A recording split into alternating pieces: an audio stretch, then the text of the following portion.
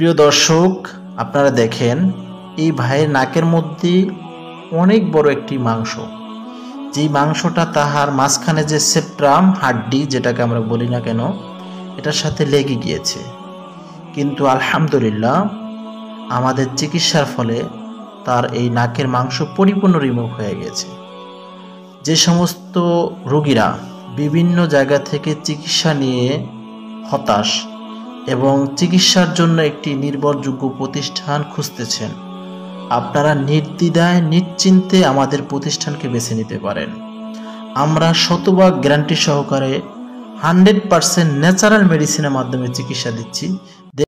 কোনো একদিন এদেশের আকাশে কালিমার পতাকা দুলবে,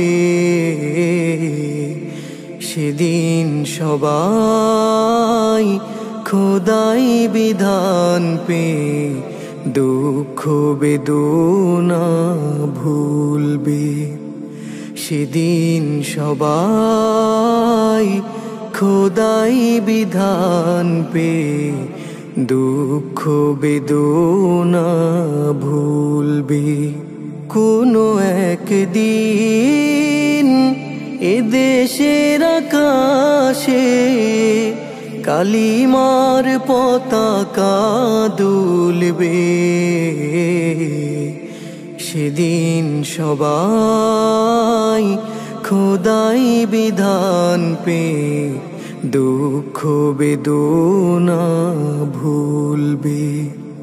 সেদিন সবাই খোদাই বিধান পে দুঃখ বেদনা ভুলবে। কোনো একদিন সেদিন আর সমস্যাটা কি ছিল? মাথা ব্যথা, নিঃশ্বাস নিতে কষ্ট হতো, ঠান্ডা লেগে থাকে, ঠান্ডা লেগে থাকে সবসময়। তোমার ঠোঁটের মধ্যে মুসুনি আর কি গলাতে কফ জমতো? জি। আপনি কার মাধ্যমে আসছেন? ভাবির মাধ্যমে? আপনার ভাবিকে চিকিৎসা করছিল? জি, আর আগে আসছিল। উনি কি সুস্থ আছে এখন? আপনি এখন সুস্থ আছে।